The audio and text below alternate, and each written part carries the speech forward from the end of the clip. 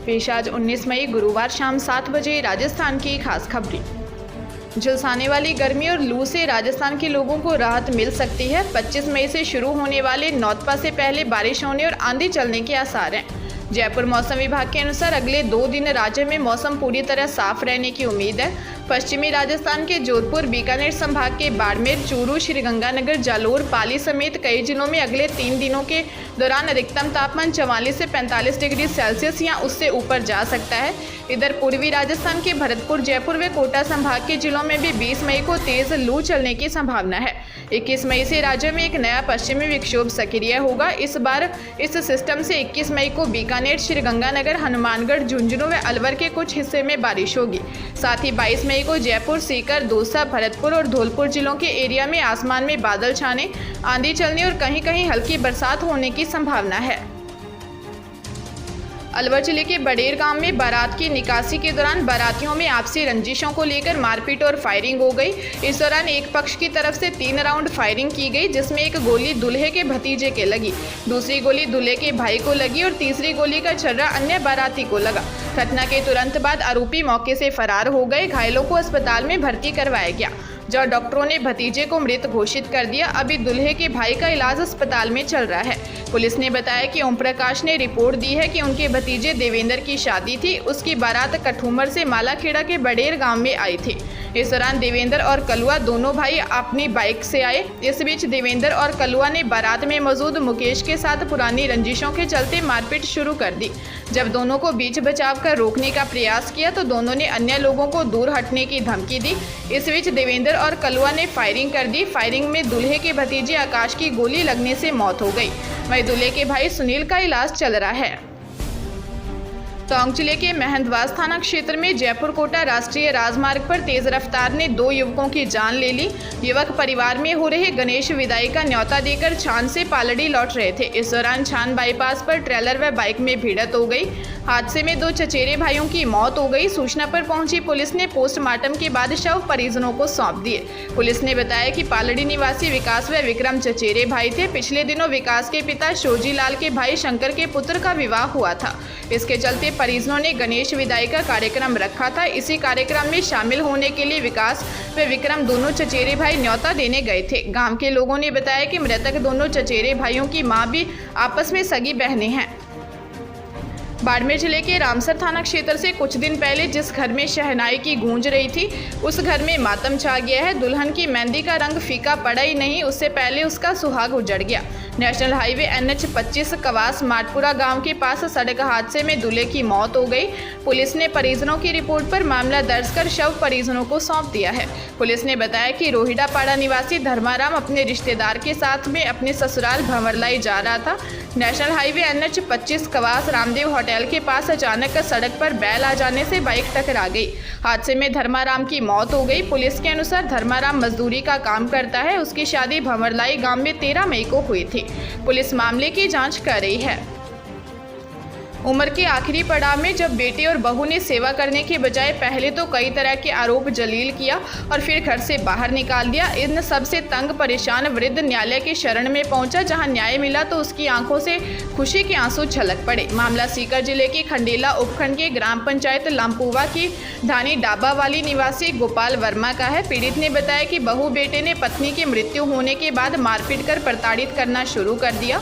छेड़छाड़ का झूठा मुकदमा लगाकर घर से बाहर निकाल दिया। इन सब से तंग परेशान होकर वृद्ध ने अपने हक के लिए अदालत का रुख किया। भरण पोषण और कल्याण अधिनियम 2007 के अंतर्गत वाद दायर किया। उपखंड अधिकारी राकेश कुमार की अदालत ने गोपाल वर्मा को मकान का मालिकाना हक दिलाते हुए बहू बेटे को 30 दिन में मकान खाली करने के लिए आदेशित करते हुए 4000 रुपये प्रतिमाह देने का फैसला सुनाया। जोधपुर जिले के मथानिया थाना क्षेत्र में एक नाबालिग ने आत्महत्या का मामला सामने आया है। परिजनों ने आरोप लगाया है कि दुष्कर्म से आहत होने के बाद आत्महत्या की। परिजनों ने पोक्सो और आत्महत्या के लिए प्रेरित करने वाली धाराओं में मामला दर्ज करवाया जा रहा है। उसके खेत में काम करने वाले युवक ने दुष्कर्म किया। नाबालिग ने इसकी जानकारी मां को दी थी, लेकिन बदनामी के डर से उसने सुसाइड कर लिया। पुलिस ने मामले में बताया कि नाबालिग स्कूल छोड़ चुकी थी और वह अपने खेत पर ही रहती थी। पुलिस इस मामले की जांच कर रही है। नाबालिग ने 11 मई को सुसाइड किया था। मृतका के पिता ने 17 मई को मामला दर्ज करवाया है कि उसकी 16 वर्षीय बेटी के साथ खेत में काम करने वाले युवक ने 20 अप्रैल को उसके साथ दुष्कर्म किया था। इसके बाद से उसकी बेटी परेशान रहने लगी। इस बात का डर था कि यह बात फैलने से उसकी बदनामी हो जाएगी। जयपुर जिले के करदनी थाना क्षेत्र में ऑनलाइन सामान बेचने के नाम पर 1,90,000 रुपये की धोखाधड़ी का मामला सामने आया है। दरअसल गोकुलपुरा गोविंद नगर निवासी प्रवीण चौधरी ने मामला दर्ज करवाया कि उसका ICICI बैंक में बचत खाता है। उसके पास ऑनलाइन सामान बेचने के नाम पर 1,90,000 रुपये की ठगी की कॉल आने के बाद उसने खाते से अलग अलग ट्रांजैक्शन कर करीब 1,90,000 रुपये निकाल लिए। पीड़ित ने करीब 3 दिन बाद मोबाइल में मैसेज देखा, तब जाकर उसके साथ हुई ठगी का पता चला। फिलहाल पीड़ित की शिकायत पर पुलिस ने ठगी का मामला दर्ज कर लिया है। वहीं पुलिस ने मामले की जाँच शुरू कर दी है। गहलोत सरकार ने PTI भर्ती में certificate course in physical education, diploma in physical education और बैचलर ऑफ फिजिकल एजुकेशन तीनों तरह की योग्यता रखने वाले कैंडिडेट्स को शामिल करने का फैसला किया है। इसके लिए कैबिनेट ने राजस्थान एजुकेशनल सर्विस रूल्स 2021 में संशोधन की मंजूरी दे दी है। प्रदेश में फिलहाल CPED को इस भर्ती में शामिल नहीं किया जाता है। CPED की जगह पर 12वीं क्लास के बाद DPED कोर्स चलाया जाता है। PTI की पोस्ट पे मैट्रिक्स लेवल 10 की है। यह 100% सीधी भर्ती से ही भरी जाएगी। इसके साथ ही कैबिनेट ने एनालिस्ट कम प्रोग्रामर की 80% पोस्ट प्रमोशन से भरने का फैसला किया है। अभी 50% सीधी भर्ती और 50% पद प्रमोशन से भरे जाते हैं, जबकि सूचना सहायक प्रोग्रामर को प्रमोशन देने का निर्णय लिया है। सरकार ने राजस्थान कंप्यूटर राज्य एवं अधीनस्थ सेवा नियम 1992 के सर्विस रूल्स में संशोधन को मंजूरी दी है। झुंझुनू जिले के कोतवाली थाना क्षेत्र में फूड कॉरपोरेशन ऑफ इंडिया में नौकरी दिलाने के नाम पर ठगी करने का मामला सामने आया है।